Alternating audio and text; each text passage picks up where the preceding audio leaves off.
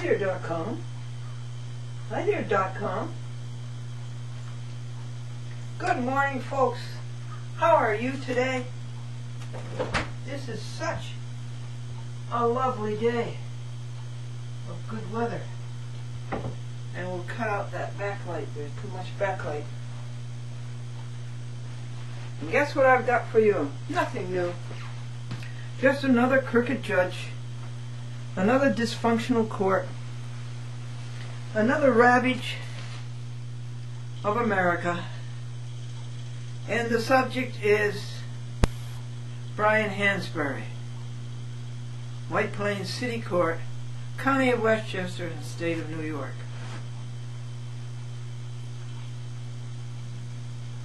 Now, I sued a law firm, Sadly, Stevens, Burke & Burke,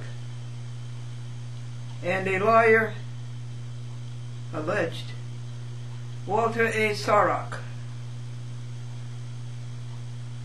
And it was through the case Glendora versus Cecilia Masterulli, who kept chasing away my signers, and that gave him an excuse to take my program off of TV, public access TV.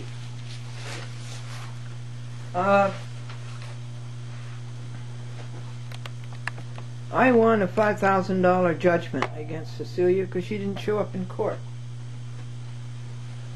And then Sarok and Sadly, Stevens, Burke & Burke, to whom $5,000 is so much money. Oh, they're out of their minds. There's so much money. And they grovel and they try to get it vacated. Can you imagine that? In that alone, they look pretty foolish. And I defeated order to show cause to vacate one. I defeated an order to show cause to vacate twice. They were identical. And I won this case, Glendora versus Sadly, all the way up to the point where the case was not dismissed. Motion to dismiss and a motion, cross motion to deny it. And it went to trial. Well, it never should have gone to trial. There were no triable issues. Sarok, sadly, like all cheap defense lawyers, did not defend on the merits. It's always procedural with them. They try to get out of it by saying the court doesn't have any jurisdiction and the service was wrong. Well, this is patently a false and a false attack, and it had no validity at all. It was a sham, the whole thing. But it cost me money and time and labor to defeat these things and to set the record straight and to point out they're lying. And so I sued them for what? I, a pro se, sued them for ignorant lawyering and shoddy workmanship. Well, it fell into the hands of Brian Hansberry, a part-time city court judge. He's a lawyer the rest of the time. Obvious conflict of interest. And we had a trial on January the 24th. And in the 3 or 4 programs before this one, I told you what happened at the trial. And around the Groundhog Day, I told you what was in my 300-page post-trial affidavit. That Sadly was obviously in default, because Sadly never appeared, and Sarok is a defendant, and a defendant cannot defend a co-defendant. And if that wasn't enough, procedurally, to award me the $5,000 damages, in addition to that, I listed 94 counts, or 96 counts, of ignorant lawyering and shoddy workmanship. So comes to trial January 24th, and Brian Hansberry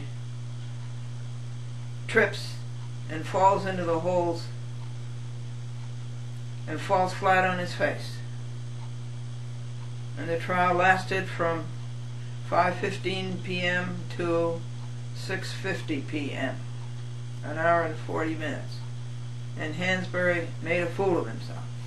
And I had 5 witnesses to that: Mary and Lydia and Art and Patrick and Suzanne. So that didn't work, and it didn't work because Hansberry doesn't work. Hansberry does not do his homework. Hansberry doesn't know where he's coming from. He's not familiar with the facts and circumstances. This is against public law. When you go to court, you have the presumption that the judge knows the case, and also that the judge knows the law. Well, Hansberry failed on both of them. He failed you, the public, on both of them. So I waited for his decision, so-called, and his order, so-called, and it was a mess. I couldn't even recognize my case. I couldn't even recognize my gravamen. He didn't deal with it. Of course he didn't deal with it because Glendora was right.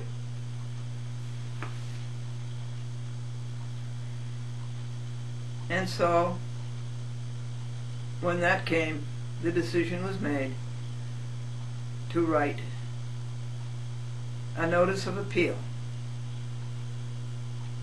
And you only have 30 days to do that. And it has been served. His decision came out on February the 7th, and it got in, the notice of appeal has gone in, and it's gone in early, 5 to 6 days.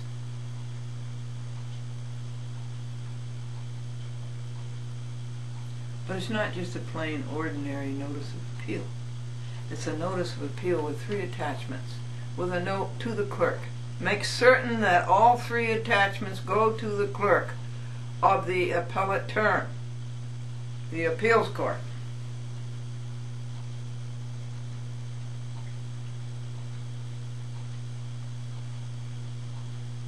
And the first attachment I have read to you. And that's 2 or 3 half hours, and it's about what happened at the trial. It's a report of the dismal, erratic, markedly strange and irregular behavior of one Brian Hansberry and another liar for hire named Zoe Jasper, who allegedly, but with no proof, appeared as counsel for Sadly, Stevens, Burke and Burke.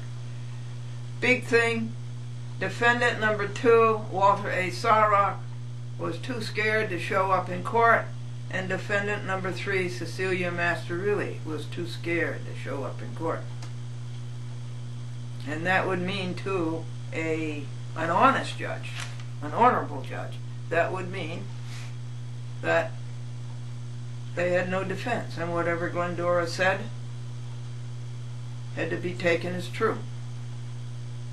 And on that basis, Glendora should be awarded $5,000 for the damages that the shoddy workmanship and the ignorant lawyering of Sadly, Stevens, Burke and Burke, 230 Park Avenue, Manhattan, and Walter A. Sarrock and Cecilia Masterilli, the accessory before and after the fact, with intent to defeat justice.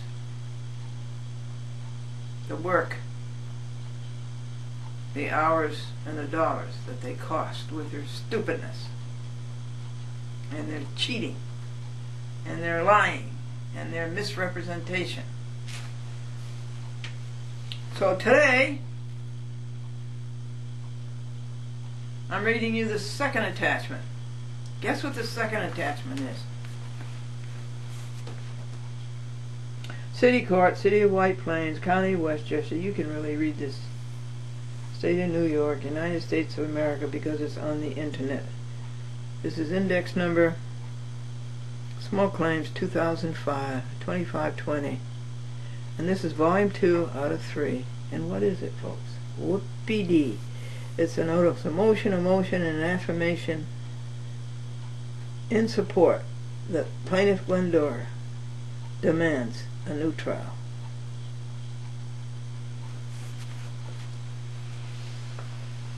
Movement is Glendora. The return date is March the 14th, the Ides of March. The location is the City Court of the City of White Plains, 77 South Lexington Avenue, White Plains, New York, 10601. The relief demanded is stated in the title. The legal basis is the New York State statute called the Civil Practice Laws and Rules, section 4404B. Demand for a new trial, no jury. I can't have a jury. In small claims, the plaintiff can't have a jury. But the defendant could. We might have to revisit that.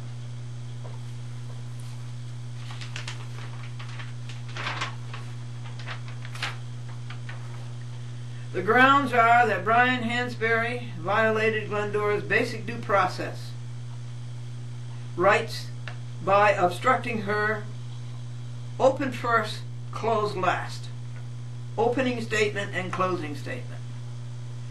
Brian Hansberry by obstructing her access to her notes of hours, dollars, dates, events. That Brian Hansberry violated Judicial Canon 3A, a judge must be patient and courteous to litigants.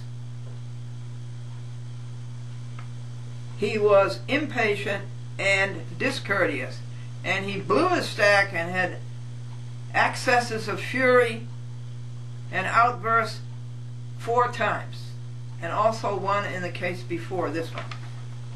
That Brian Hansberry came to court unprepared, not familiar with the facts and circumstances.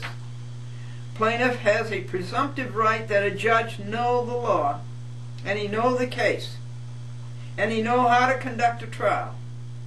And this is Public Policy Law, CPLR 101 et sequitur. That Brian Hansberry repetitively refused to deal with the fact that a co-defendant cannot represent a defendant.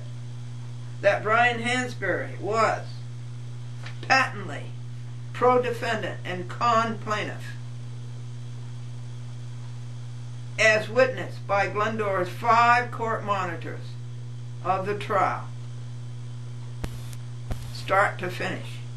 That Brian Hansberry was overly solicitous of defendant and overly harsh on plaintiff. That Brian Hansberry acted as a suffragan defense counsel for the defendant, Sorok. That Brian Hansberry committed numerous other transgressions of public policy, recital of which follow in the affirmation affixed hereto, to obstruct a fair trial, making it certain and necessary that Glendora has a retrial by a different judge and in a well-lighted and audibly sufficient courtroom. Supporting papers are Glendora's small claims application, her cross motion, and all other pleadings listed in the dockets attached hereto.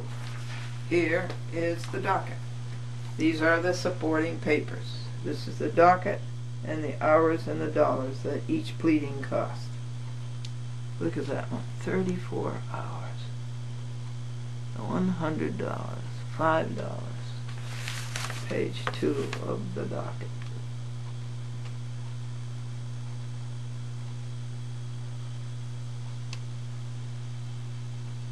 You know, folks, no matter what happens to this case, we still have on record forever a pro se who stood up against this ignorant lawyering and this shoddy workmanship and this lying and stealing and cheating, not only by lawyers, but by clerks and by judges.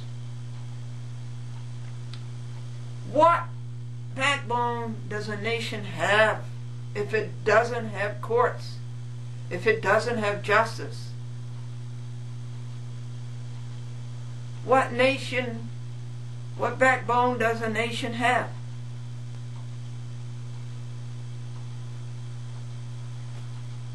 It's flat. It's flattened. If you don't have courts, if you don't have right over wrong, instead you have wrong over right. So there's page 3 of the docket.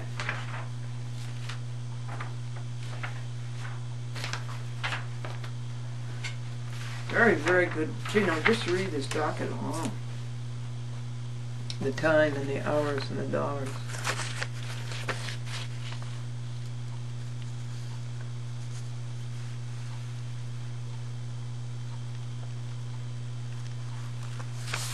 Page 4 of the docket. 16.5 hours, $34. 22.5 hours, $82. 16.5 hours. What paper was that? Oh, that was the trial, I guess. Yeah, that would be the trial. 16.5 hours, $165. Post-trial affidavit, 42 hours, $119. This is print and post and travel. There it is. What was this one? Anyway, the total comes up to 195 half hours these crooks cost. And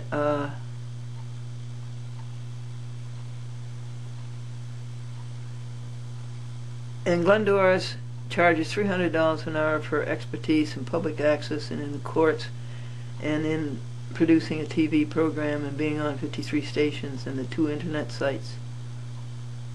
So it's really $51,630 that they cost, $5,000 of which is agreed claimable in this court. There's $746 print, post, and travel. Hey,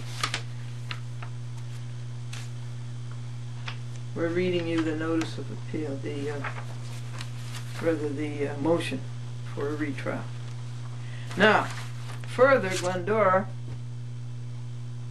you read it, folks, incorporates herein her 300-page post-trial affidavit of February the 1st, 2007, as if fully stated herein. And what did the post-trial affidavit say? Again, you tell me, you know by now. It said that Satterley was in default since the first hearing because Satterley is a defendant and cannot be represented by co-defendant Sarok, and so they were never represented. So, and Hansberry knows that, and that's why he eschews it so vigorously. He knows they're in default. Sarok and Cecilia are in default because they didn't show up at trial and they never sent a representative. You know, this is all obvious. Even a second grader can understand that. And that was the first part of the post-trial affidavit. And then the second part was on the merits. Glendora lists 96 counts of ignorant lawyering and shoddy workmanship. So if that doesn't prove a case, well, we all know it proves a case. And we all know that Hansberry is cheating, and he's lying, and he's destroying the city of White Plains, the county of Westchester, the state of New York, and the nation, the United States of America. Now, that's what's in the motion. Notice the motion, and here comes the affirmation. A Glendora affirmation in support of the motion for a retrial, or it's called a new trial.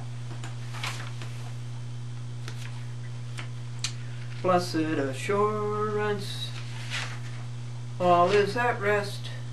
I am my Savior, are happy and blessed. Watching and waiting, looking above, echoes of mercy, whispers of love. This is my story, this is my song, praising my Savior all the day long. This is my story, this is my song, praising my Savior all the day long.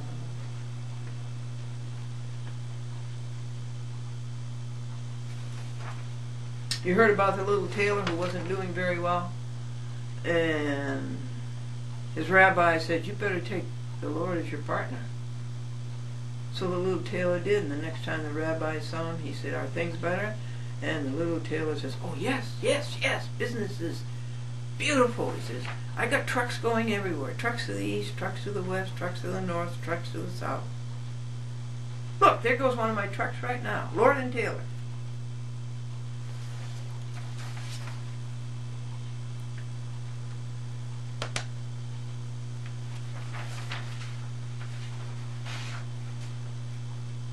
It is CPLR, Civil Practice Laws and Rules, Statute of the State of New York, 101, Public Policy, that a judge be familiar with the facts and circumstances. Well, Hansberry was not. There is no excuse for this. The gravamen of Glendora's action is the damages caused her by the ignorant lawyering and shoddy workmanship of Sadley, Stevens, Burke, and Burr, and of Walter A. Sawrock, abetted by Cecilia Mastrorilli. The entire cause of action occurred in the White Plains City Court. Yes, within the walls of the White Plains City Court, the damages started and grew and went full blown. And Hansberry had knowledge of the facts and circumstances as no other court ever has had. He had personal knowledge of it. Why should he, of all people, arrive at that January 24th, 07, dismally, why should he arrive at the bench unprepared? He had personal knowledge. Where was his head?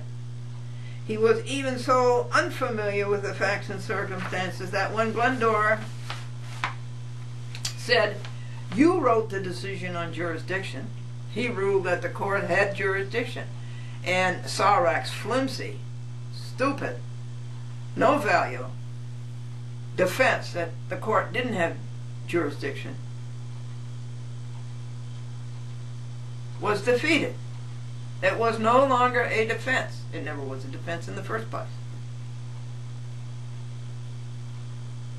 So Glendora said to Hansberry, at trial you wrote the decision on jurisdiction. He says, no, I didn't. About 10 minutes later, he's going through the file at the bench. And he says, oh yeah. He says, there's a correction here. I did write the decision about jurisdiction. Next, no opening statement and no closing statement. Glendora has a right to open first and close last. And Hansberry turned this into confetti. Alleged attorney for Sadley speaks first, and that would be Joey Zasper, and hands Hansberry 3 decisions from the appellate term. Not orders, because they are not signed by a judge. That's where I'm going after the appellate term. There are 3 papers in Phillipstown and Harrison and White Plains are bogus. They are not signed by a judge. A paper is not an order until it's signed by a judge. In this case, 3 judges, because it's the appeals court.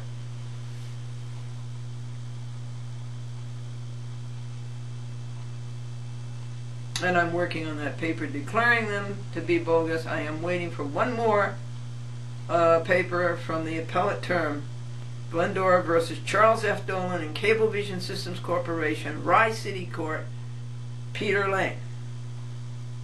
And on the basis of that, I will release these 3 bombs: Harrison, Phillipstown, and White Plains. Not this White Plains, but the first White Plains. For 15 minutes, Hansberry halts everything while he reads these 3 appellate papers at the bench. He should have read them before he came to the bench. One of them was in the Masterilli case.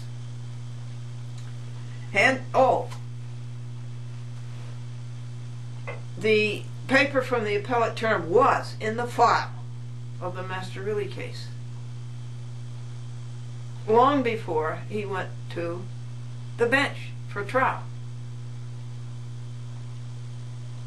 Is it too much to expect of a judge that he read the file before he goes to the bench, and that he be fully familiar with the facts and circumstances? Is that just too much to ask?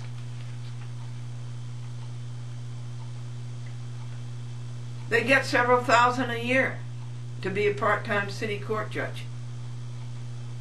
Hansberry is derailed by these 3 papers from the appellate term. Now this is ambush. When this virago, this Amazon, walks in to the trial, speaks first, instead of the plaintiff speaking first, instead of the plaintiff having an opening statement, she walks in and plunks 3 papers from the appellate term from different courts. This is ambush, folks. This is dirty Zoe Jasper, and an ambush is a tactical trap concealed for the purpose of attacking the opponent by surprise. Trial by ambush in the United States of America went out several years ago. But these dirty people resort to it, and Hansberry is taken in. Unfair. Hansberry was even considering not having the trial on the basis of the appellate term papers. Can you believe that?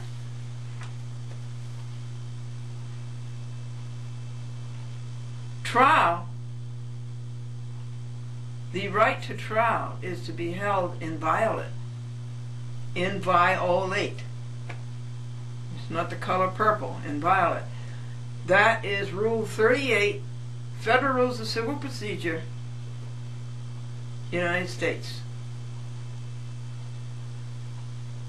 And ultra vires, unfair, ultra vires. It was wrong to eschew dealing with Glendora versus Sadley, the case at hand in this court.